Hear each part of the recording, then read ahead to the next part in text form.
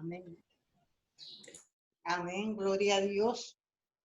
Bueno, por petición me pidieron que hiciéramos, antes de que viniera el coronavirus, íbamos a hacer el estudio del libro de Pedro, que me lo pidieron, que hiciera el estudio del libro de Pedro.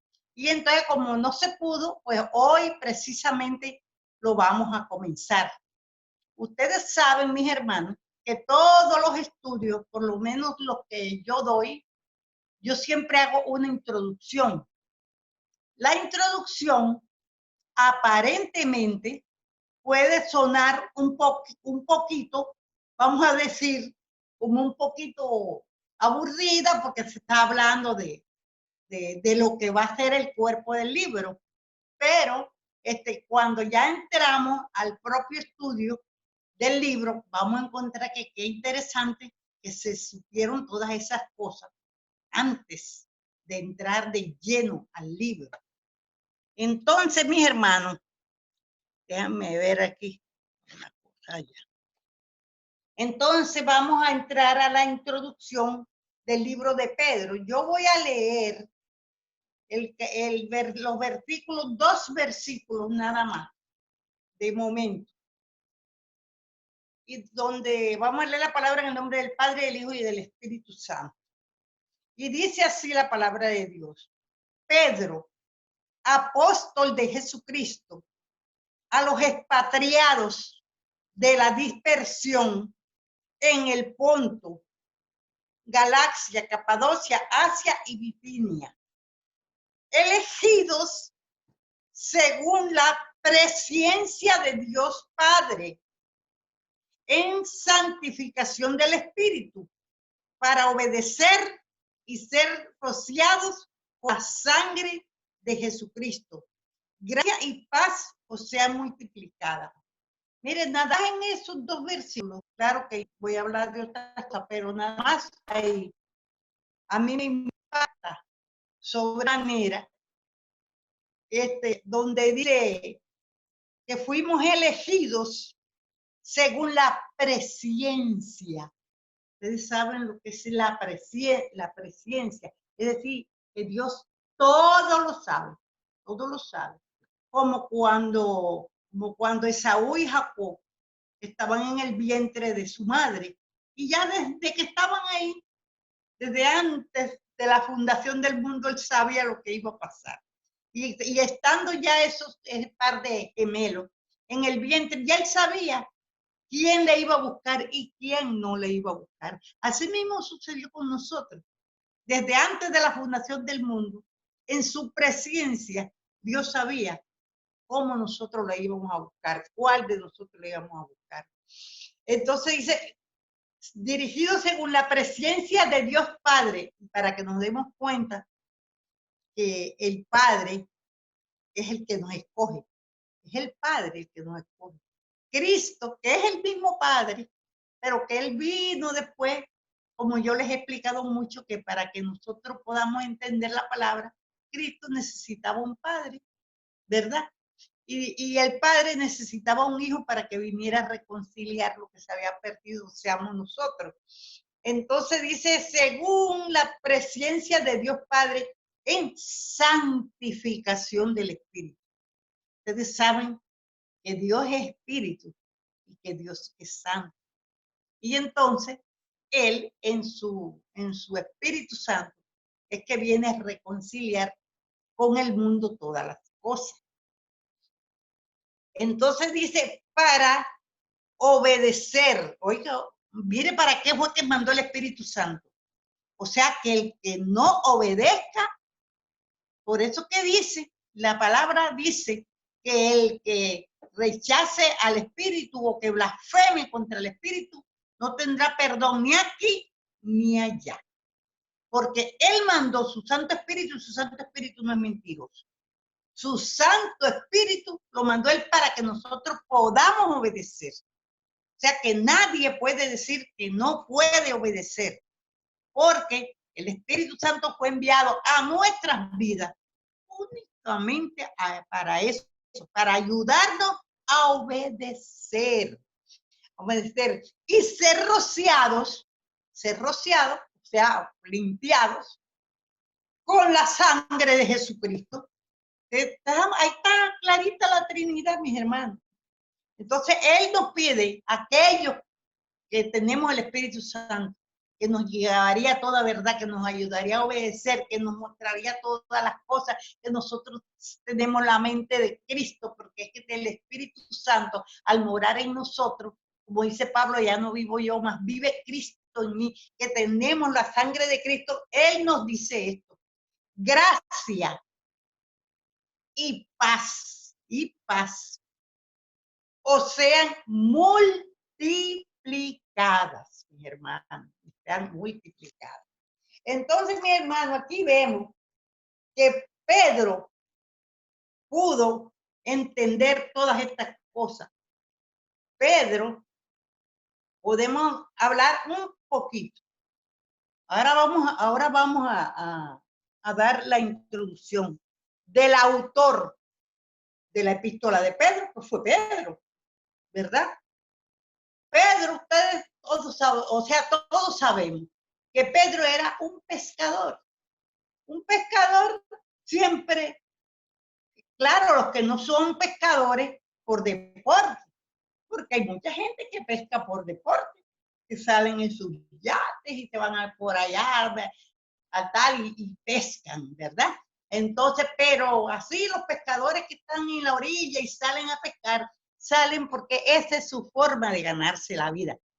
Y generalmente el que se gana la vida pescando de esa manera es gente humilde y es gente sin instrucción, porque les aseguro que si tuvieran una carrera, no estarían metidos en un barco pasando malas noches, cogiendo pescado, ¿verdad que no? Pues bueno, ese era Pedro, un hombre rústico, un hombre, vamos a decir, un hombre sin instrucción, un hombre, vamos a decir, ordinario, pero eso no quiere decir que porque sea pobre, porque sea ordinario y porque sea como fuera, no nos deja dicho en ninguna parte que no tenga amor por el Señor, que no podía tener. Nosotros no lo sabíamos si lo veíamos ahí, pero el Señor, que en su presencia, que eso les leí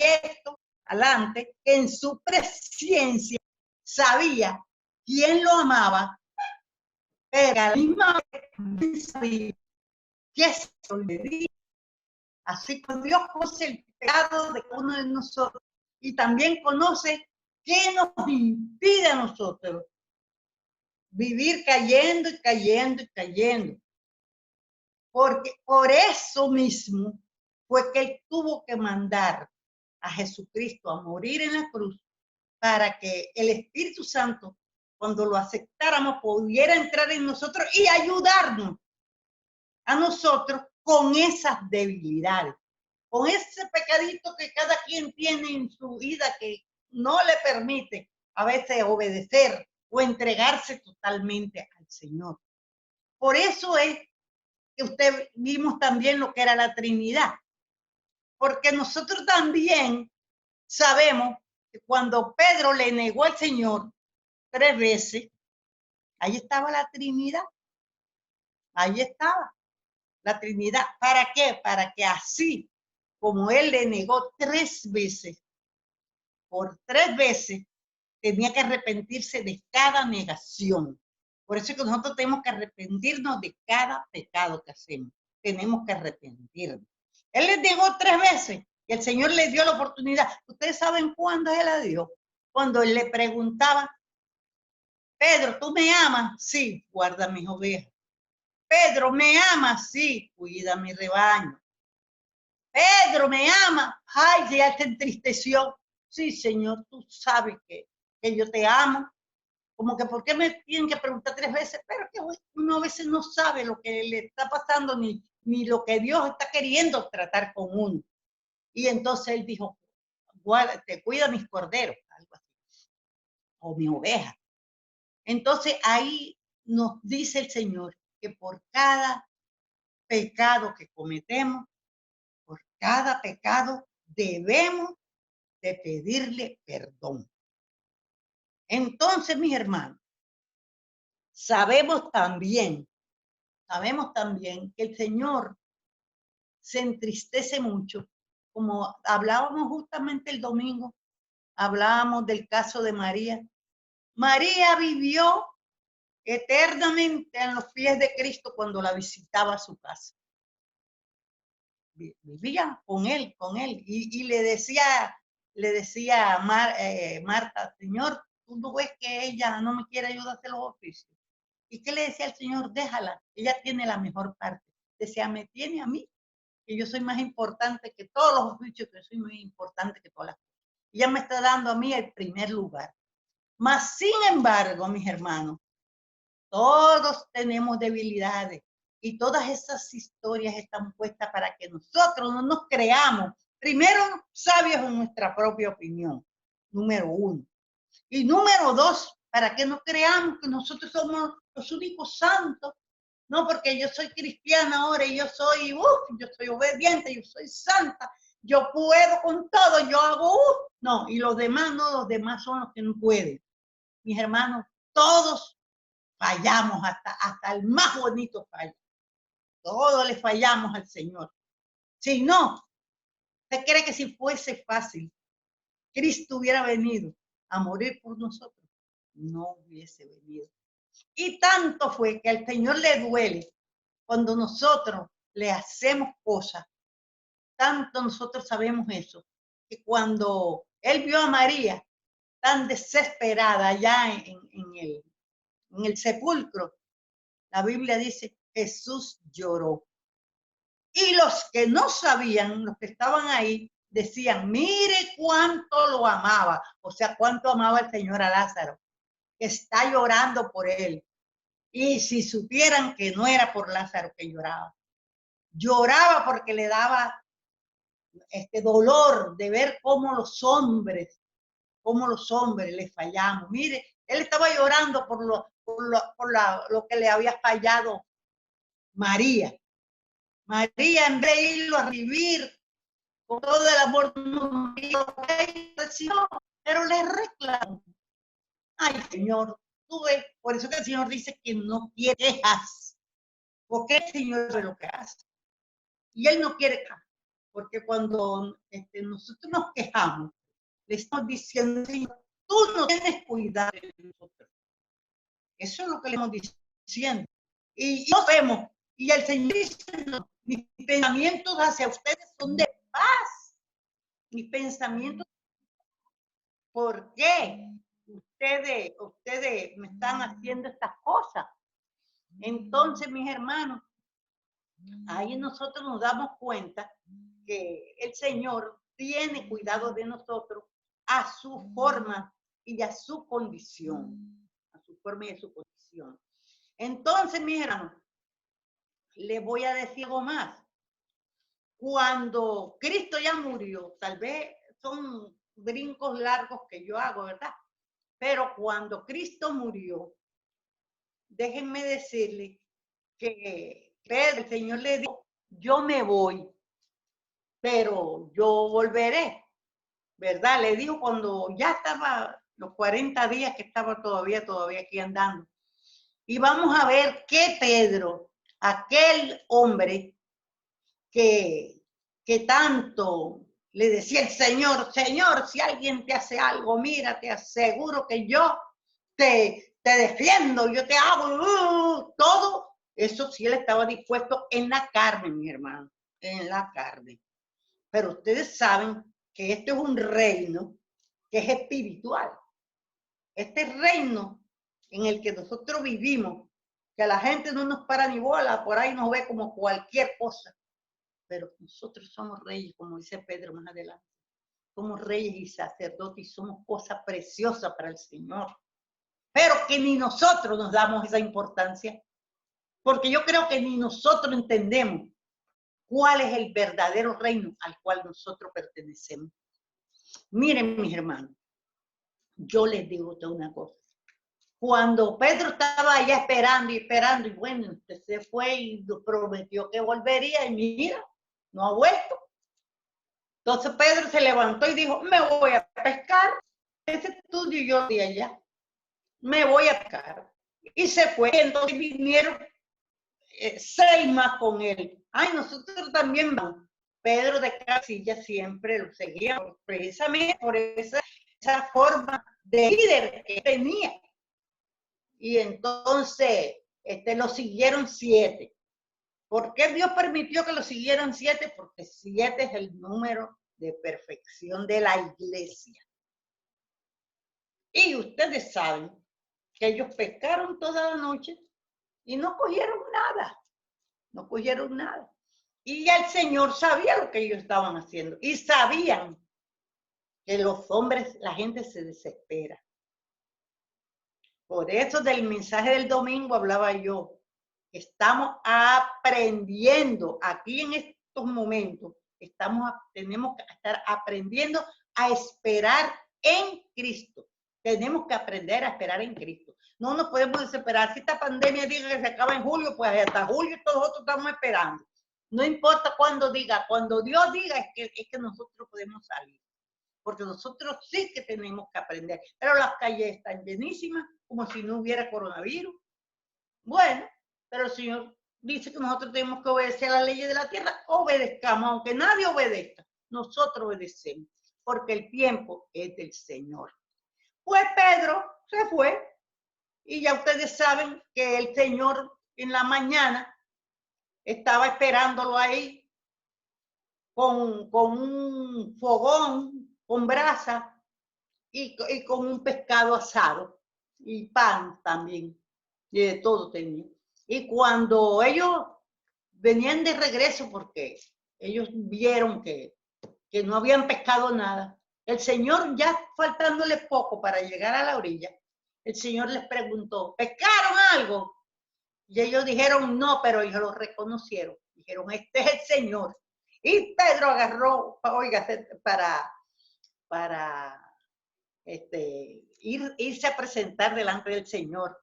Ellos andan desnudos, pero dicen desnudos porque andan en pantalonetas, ¿verdad? Porque si van a pescar y a veces se tienen que tirar al agua, que arreglar las mallas y las cosas, pues ellos andan así en pantalonetas. Y entonces, pero Pedro se puso un abrigo, algo, para venir a presentarse delante del Señor.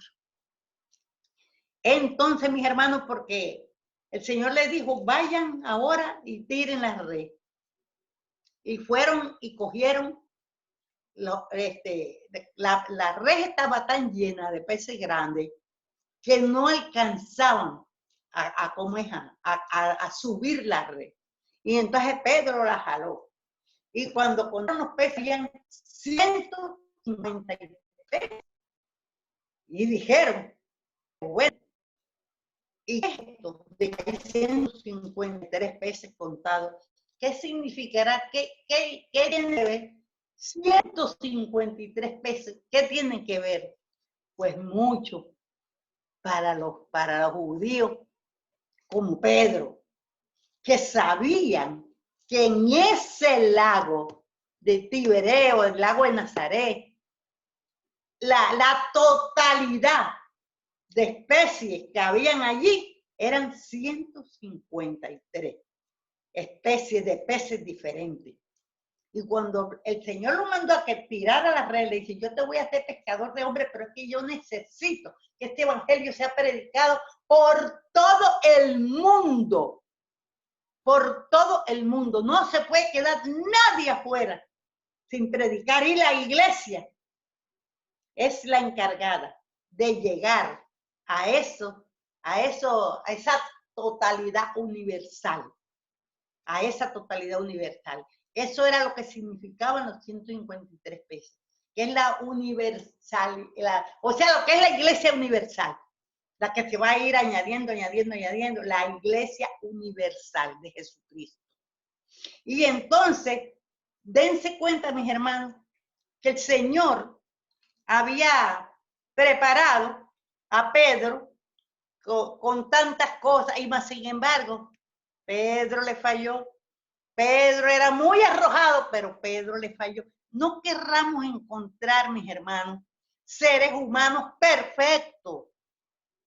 Porque por eso es que la palabra dice, maldito el hombre que confía en otro hombre.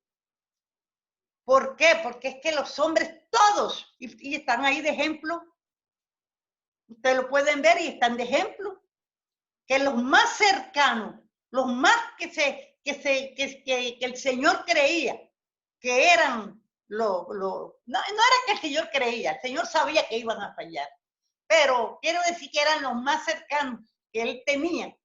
Y cuando él lloró por María, no era en sí por María, lloraba por todos nosotros los hombres. Debemos que cuando el Señor no nos da lo que nosotros necesitamos urgentemente, lo que hacemos es reclamarle. Y al Señor le duele eso. Tenemos también el ejemplo. Entonces dirán que yo no estoy predicando de Pedro. Este es de Pedro. El ejemplo que le voy a poner ahora es el de Osea, donde el Señor le dijo, vete y cásate con una mujer infiel para que tú veas lo que duele una infidelidad. Él viendo a su pueblo detrás de ídolos, viendo, ese no era el caso de Pedro, ni el de María, pero para que nosotros veamos como que todo, el Señor dijo, no es lo mismo, y esto tiene que ver con ese estudio de Pedro, porque por eso es que es la introducción, porque la esperanza, Pedro es llamado el apóstol de la esperanza, Pablo es llamado el apóstol de la fe, y Juan es llamado el apóstol del amor, pero Pedro llamado el apóstol de la esperanza. ¿Por qué usted cree que significa esperanza? ¿Usted se ha puesto a pensar lo que significa la esperanza? Mi hermano, la esperanza es dolor. La esperanza es sufrimiento. Porque usted está esperando. Usted está loco, desesperado, esperando algo. Por eso que hay un dicho por ahí, pero que a veces nosotros lo repetimos y no sabemos. Cuando dice que lo último que se pierde es la esperanza, eso hay un dicho que dice, hasta uno lo dice. No, lo último que se pierde es la esperanza, espera. Por eso es que a Pedro le llaman el apóstol de la esperanza. Porque cuando entremos en el propio estudio de Pedro, nos vamos a dar cuenta cuánto tuvo que sufrir Pedro, pero cuánto también llegó él a que el Espíritu Santo trabajara en él, al grado de que él sabía que lo iban a colgar, y él llegó a entender tanto lo que era el amor de Cristo, llegó a entenderlo tanto, que él dijo, a mí que no me cuelguen con la cabeza para abajo, porque yo no soy digno ni siquiera de morir como murió mi Señor. Miren, mis hermanos, este libro es muy profundo y esto es muy delicado de uno predicarlo tal como yo lo estoy haciendo con ustedes en personas que no conozcan al Señor. Porque van a decir, ¡ay, Dios mío! Pero es que hay que pagar un precio. Hay que pagar un precio y qué bueno, como dice también la palabra, que coge, no me acuerdo ahora cómo es que dice que la antorcha, que coja la antorcha, algo, ay, yo no me acuerdo ahora en este mismo momento, donde dice que la profecía más certera es aquella que es la cumplida. Yo creo que eso lo dice aquí en Pedro. Dice, la profecía más es la cumplida. Y usted coge la Biblia, y la Biblia, todo lo que está dicho, eso está cumplido. Así que yo creo que con estos ejemplos, con el de María, con el mismo Pedro, de cómo el Señor que esperando que Pedro lo iba a esperar allá, mire, Pedro se fue y lo siguieron. siguieron 7 más. El Señor perdió. Y entonces, o sea, también se casa con una mujer y él. ¿Por qué, mis hermanos? Porque no es lo mismo que usted diga, que yo, vamos a ponerme de ejemplo yo.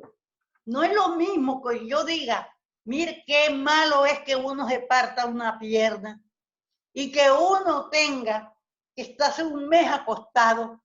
Mire, mis hermanos, cuando a mí me dicen, alguien se cayó, lo primero que a mí me llega, ay, Dios mío, ay, ¿por qué un hueso? ¿Qué le pasó?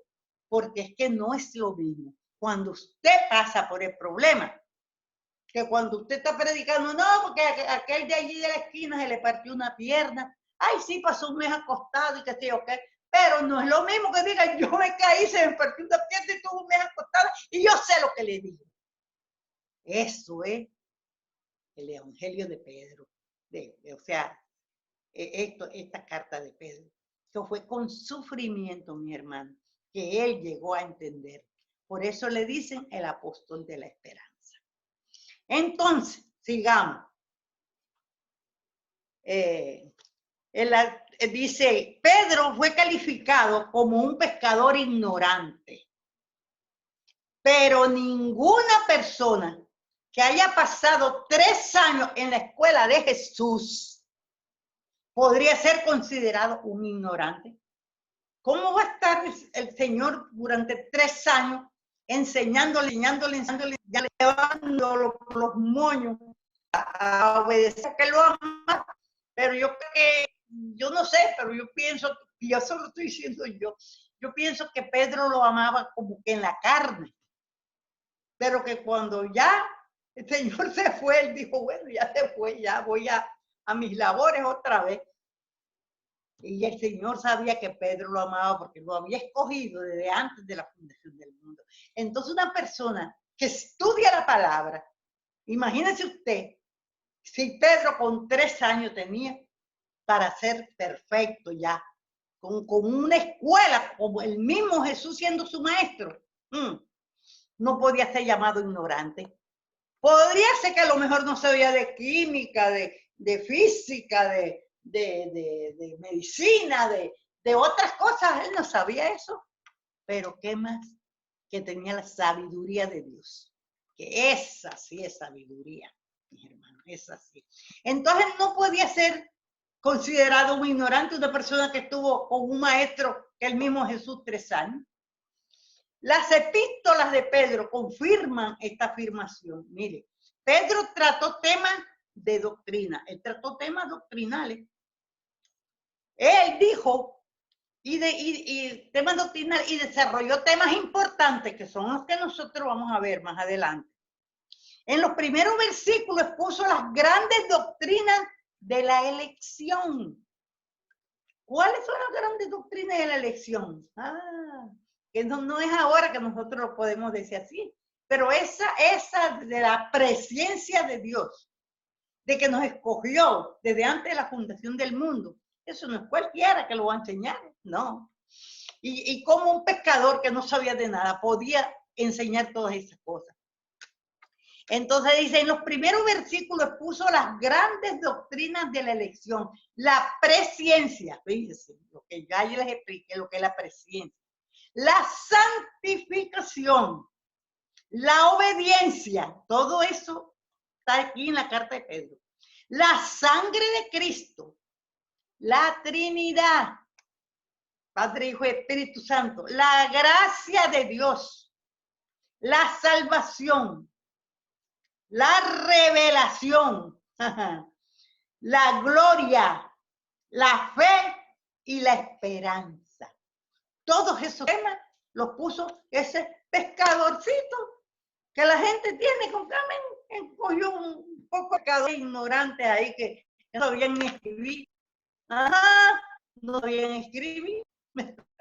Mire lo que había, que puso Pedro con todo ese tema. Sí, bien importante. Entonces dice, uno no podría acumular, oiga bien, uno no podría acumular tanta doctrina en unos pocos versículos. Se los leí, por eso lo leí, para que ahora ustedes le encuentren el sentido. que ahorita los podemos volver a repetir. La forma en la que él abordó estos temas reveló que de ninguna manera fue un pescador ignorante. ¿Se están dando cuenta? Lo están cogiendo. Al leer estas epístolas, uno puede apreciar el gran cambio que tuvo lugar en la vida de Pedro. Hermanos, nosotros tenemos que cambiar. Cuando Dios entra en su vida y quiere que usted le sirva como Él quiera, nosotros debemos de cambiar. Nosotros no podemos estar con esta ñoñería. Nosotros podemos estar con esta cosa. No puede querer que vaya a echar una lágrima por nosotros. De ver que Él está ahí, enseñándolo y nosotros fallándolo, y nosotros ñoño, y nosotros, ajá. Dice Cristo, si te hubiera tocado a ti pasar por lo que yo pasé, ¿qué harían entonces? No se va a salvar nadie, nadie se salvaría. ¿Por qué? Porque andan con tanta ñoñería que eso te tiene que acabar. Por eso que ya estamos en los finales, donde yo oigo a los impíos ahí por la televisión hablando de que ya somos uno. Dice, mire, ya somos uno. Olvídese que hoy uno que dijo, vamos a tener que hacer como en los principios, que lo que yo tengo es para ti, lo que tú tienes es para que el otro, y lo que el otro, y así. Tenemos que unirnos para que este mundo pueda echar hacia adelante. Para que este mundo pueda echar hacia adelante. Si no, el rico se va a quedar con sus dinero y si no lo quiere sacar ni compartir ni nada. Y entonces el pobre que no tiene para trabajar, ¿qué va a hacer? Va a salir a robar, a matar, a que aquel rico tiene dinero, pues vamos a caerle encima para que lo saque. Mire, son tantas formas como se pueden decir esas cosas, que la gente va a tener que cambiar. La gente va a tener que cambiar. Entonces dice así. Al leer este capítulo uno puede apreciar el gran cambio que tuvo lugar en la vida de Pedro. En el pasado había sido impetuoso. ¡Oh! Y le cortó hasta la oreja a Malco. ¡Oh! Porque él era así. El pasado había sido impetuoso, pero en ese momento, era paciente. Se le tuvo que acabar los airecitos de yo soy el machazo que acabo con todo. Y hablaba yo no puedo escuchar nada. atropelladamente.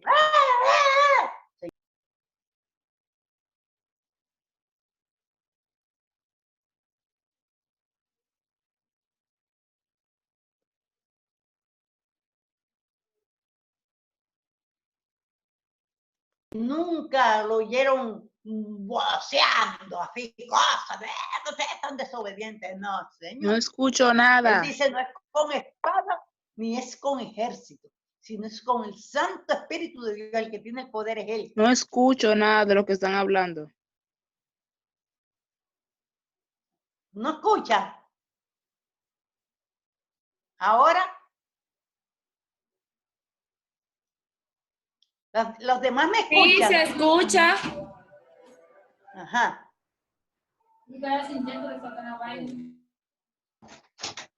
¿Se escuchan todos? Sí, yo escucho aquí. Y los demás escuchan. Katy, dile a Catherine a ver si todos estarán escuchando. Bueno. Vamos a ver si los demás escuchan. Ajá. Entonces dice,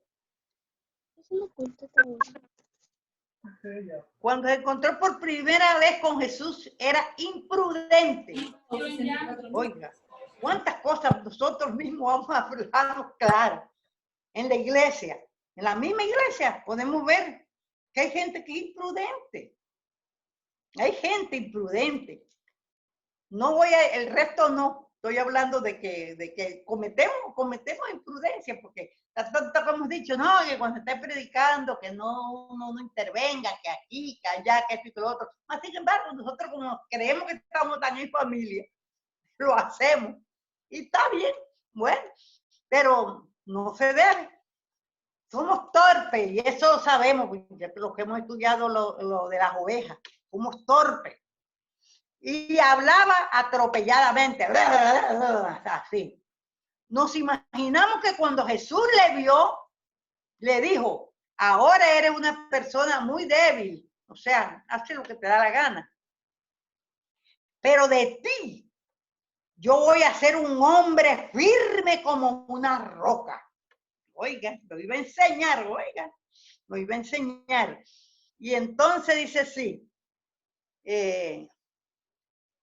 como una roca. Y tú serás edificado sobre el fundamento de Jesucristo, que es la roca. Cristo era la roca. Y todos los que vamos ahí detrás. Y Pedro habla de eso, de las piedras vivas. Pedro dejó bien claro que el Señor Jesús era la roca sobre la cual se edificaba la iglesia. Dejó bien en claro que aunque su nombre significa roca, él dijo que todos los creyentes son pequeñas rocas. O sea, todos, mire, cada uno de nosotros somos un Pedro, Así que cuando estamos estudiando Pedro, póngase usted como Pedro. Póngase que éramos ignorantes porque nosotros no sabíamos nada de Dios.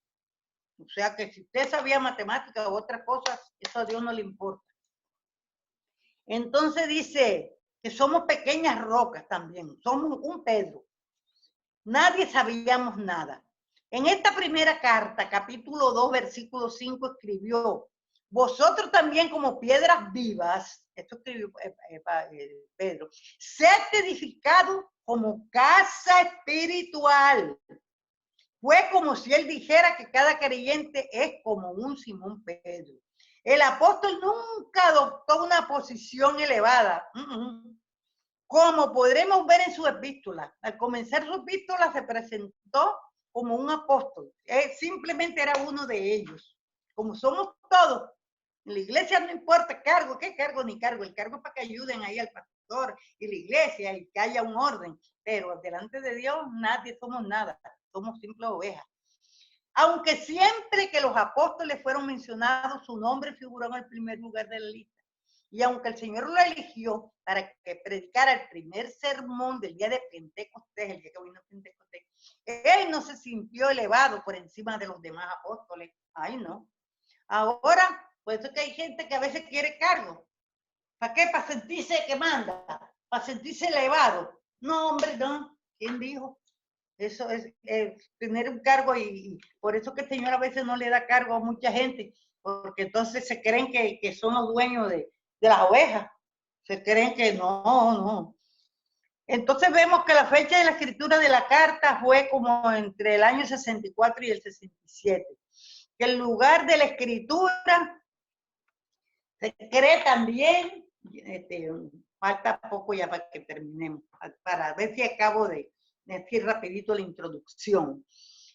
Para que Pedro no fue a Roma y que cuando el Espíritu Santo le dijo a Pablo que no quería que fuera a Bitinia, era porque Pablo había dicho que nunca él predicaría sobre otro fundamento, sobre algo que ya estuviera fundado.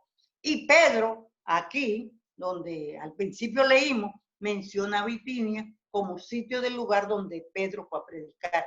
Pero Pedro generalmente fue en Babilonia. Y ahí donde está Bitinia y todos estos lugares que nombra Pedro es en Asia Menor. En Asia Menor. Y a los sitios donde el Señor lo mandaba era a lo que él se había propuesto. Porque Pedro le predicaba a los judíos y Pablo a los gentiles. Entonces, Pedro se quedó en Babilonia porque solo de todos los judíos a nosotros 60,000 los otros se quedan allí. Entonces dice, vamos a ver, dice, ahora otro argumento válido para indicar que Pedro estuvo en Babilonia antes que en Roma. Está basado en la lista de los lugares, lo que le decía ahorita, a los cuales él se dirigió. En el versículo 1 de esta carta leemos que esta fue dirigida a los expatriados, o sea, a los que salieron de Babilonia después del cautiverio, de la dispersión. Está Ponto, Galacia, Capadocia, Asia y Bitinia. Todos estos lugares están situados en Asia Menor, que es el área donde está situada hoy Turquía en la actualidad. Para enumerarlo, él se estaba moviendo de este a oeste. Ustedes se ubican allá en sus casas, pongan cuál es el este, y él se estaba moviendo hacia el oeste. Esto sugiere que el escritor se encontraba en el este, en el momento de escribir esta carta. La forma natural y ordinaria de enumerar los lugares geográficos es comenzar la lista desde el punto en que usted se encuentra, claro. Y como él lo enumeró, era así como él, a donde él estaba. Quiere decir que él estaba en la ciudad de Babilonia. Después del cautiverio en Babilonia, solo un pequeño grupo de judíos regresó a su tierra. En realidad eran menos de 60,000. Así que aún había una gran colonia de judíos en Babilonia. Otros judíos también habían huido de Babilonia cuando comenzó en Roma una gran persecución. Acuérdense cómo perseguían a los cristianos allá en Roma. Que Aquila y Priscila los encontró Pablo en Corinto, que ya veía que estaban en Roma y salieron huyendo y se fueron para Corinto. Y muchos sabemos que el ministerio del apóstol Pedro estaba enfocado principalmente a los judíos. Parece lo más lógico de deducir que él sirvió a las colonias de Asia Menor y especialmente a la de Babilonia. Esta era una gran ciudad situada junto al río Éufrates y muchos de los judíos habían permanecido allí después del final del cautiverio. Entonces dice que a pesar del hecho de que Papías era un escritor, ¿cómo se dice de esto? Un padre de eso de la iglesia, mencionó que la muerte de Pedro tuvo lugar en Roma. No hay evidencia histórica de peso para esta suposición. No veo razón para descartar la realidad de que Simón Pedro fue el apóstol para trabajar con aquellos de la nación de Israel. Era con Israel, en Roma ya no habían judíos, que se habían dispersado por otras regiones. Así pues, creemos que Pedro se dirigió hacia el este, mientras que Pablo fue en dirección al oeste para ir a donde estaban los gentiles. Después, si Catherine está grabando esto, ustedes después pueden oírlo de nuevo y ubicarse. Vamos a ver el tema de la carta y con esto ya, bueno, con el tema, podemos ya darle fin al estudio. El tema de esta carta, el gran tema de esta epístola de Pedro, oígase bien, es la esperanza. ¿Qué les dije yo que era la esperanza? La esperanza cristiana en tiempo de sufrimiento. ¿Cuándo es que usted tiene esperanza? Cuando usted está en necesidad, cuando usted está pidiendo algo, cuando usted quiere que el Señor haga algo. Entonces la esperanza es la última que se pierde. No, pero nosotros no se puede perder la esperanza nunca, porque la esperanza en tiempo de sufrimiento del cristiano. Aunque Pedro se ocupó de las principales doctrinas y expuso temas importantes, no escribió con un estilo frío, insensible, no, porque lo pasó. Él ha sido llamado el apóstol de la esperanza, mientras que Pablo ha sido llamado el apóstol de la fe y Juan ha sido llamado el apóstol del amor. Esta carta puso un gran énfasis sobre la esperanza, pero creemos que la palabra que expresa el tema de esta epístola es sufrimiento. Pedro también enfatizó la gracia de Dios y algunos expositores bíblicos creen que ese fue el énfasis principal, la gracia de Dios. Usted está sufriendo, pero la gracia de Dios está con nosotros. Sin embargo, la palabra sufrimiento y algunas palabras afines que se mencionan con él aparece 16 veces en esta carta. Ya lo vamos a estudiar. La palabra esperanza está siempre ligada al sufrimiento. Por eso tantas veces creemos que sería apropiado decir que el tema de esta primera carta es la esperanza cristiana en tiempos de sufrimiento. Nos cae muy bien a nosotros ahora. El apóstol Pedro tuvo mucho que decir sobre el sufrimiento de Cristo. Está bien. El sufrimiento de Cristo fue tratado por el escritor de la carta a los hebreos y por el apóstol Santiago en su carta. Los profetas también se ocuparon de este tema. Sin embargo, Pedro enfocaría este tema de una forma un poco diferente, porque él se enfocó en él, en lo que él tuvo que pasar.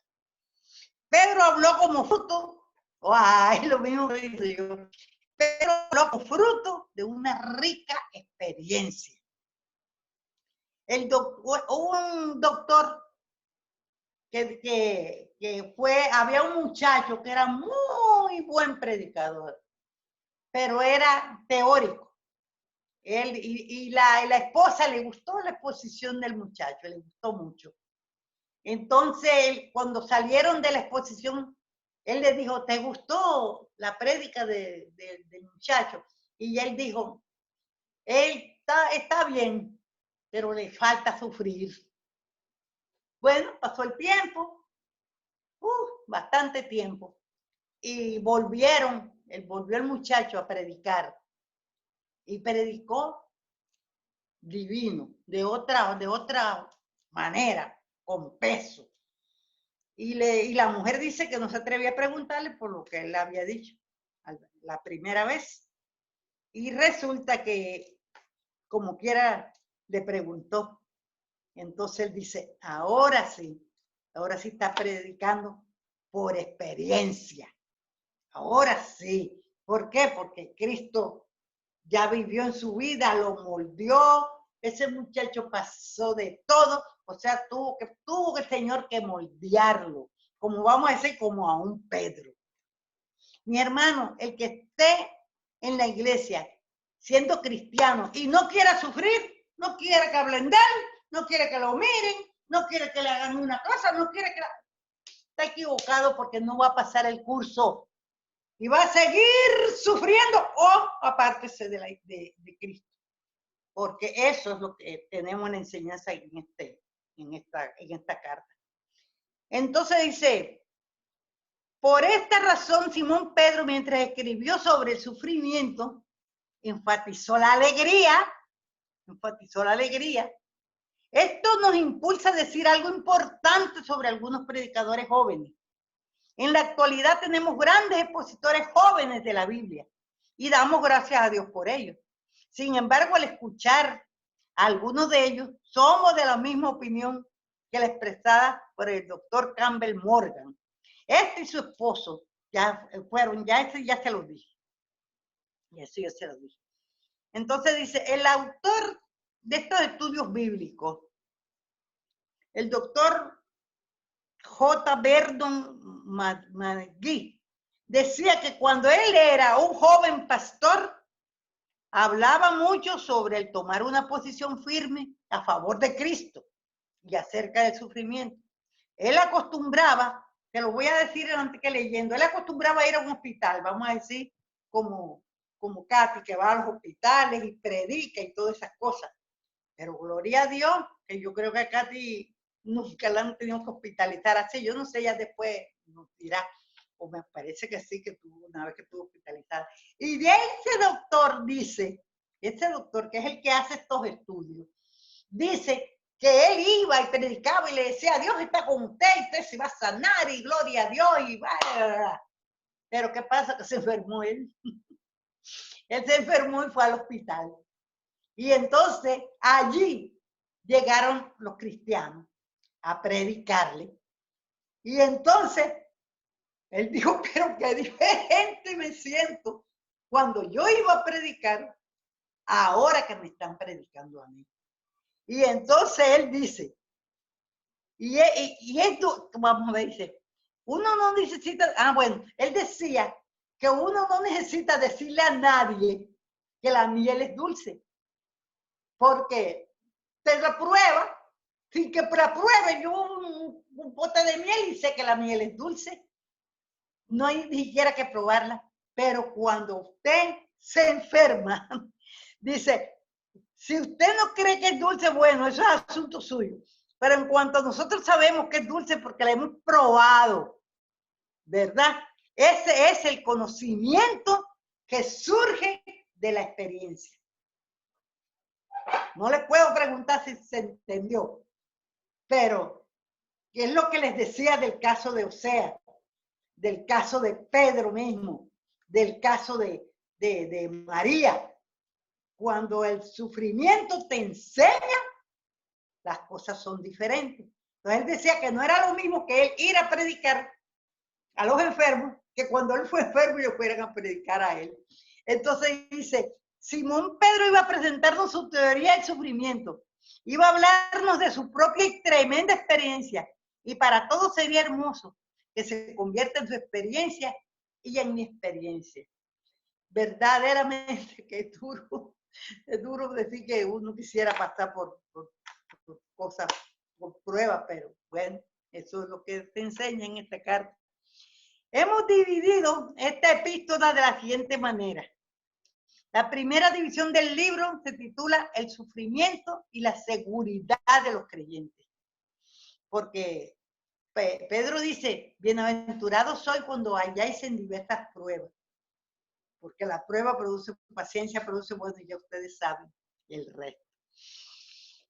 Dice, el sufrimiento y las escrituras, aquí veremos que el sufrimiento produce santidad en la vida del creyente. Después, en los capítulos de 2 al 4, tenemos la tercera división titulada El sufrimiento y el sufrimiento de Cristo. En el capítulo 2, el sufrimiento produce separación. En el capítulo 3, produce conducta cristiana. Debo tener que dejar el mundito y ponerse con Cristo. Y esa conducta se manifiesta en el hogar y en la iglesia.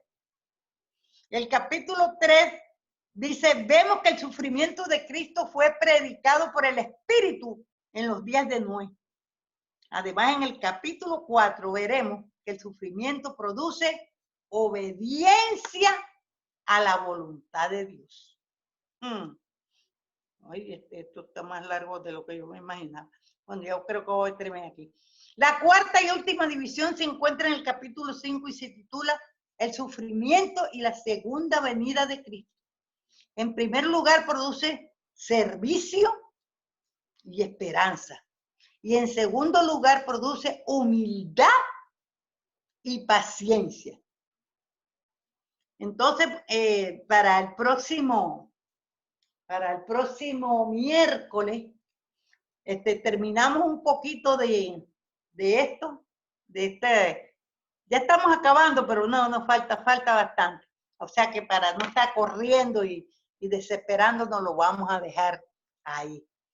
Entonces, viene el miércoles que viene, vamos a ver lo que dice Primera de Pedro 1, que dice el sufrimiento y la seguridad de los creyentes. Porque él también dice en una parte, que ustedes ya conocen, que dice que ningún tiempo, ninguna prueba es causa de gozo en el momento, pero que después tiene fruto de gozo, de felicidad y de tranquilidad. Así, mis hermanos, yo espero que nos haya servido en instrucción. Como les digo, que al principio torna un poco de aquí, un poco de allá, pero ya ustedes están acostumbrados a mi estudio y ya saben cómo es que yo los doy. Así que Dios nos bendiga, mis hermanos, rica y abundantemente, y ojalá que algo nos haya quedado de esta introducción. Dios bendiga. Catherine, con usted.